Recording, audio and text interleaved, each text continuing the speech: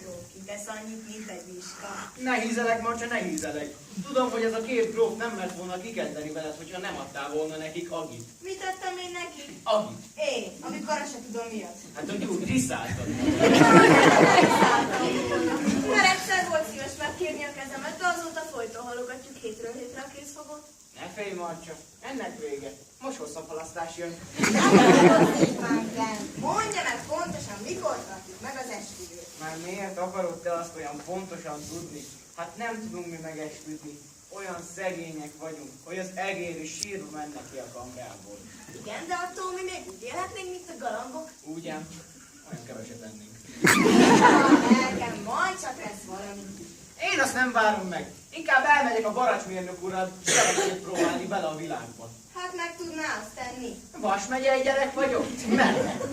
Na jó, de hát akkor is megesküdhetnénk egy kicsit előbb, hiszen már egy kis előleget is adtam rá. Nem vész az el. Visszajövök én a világból,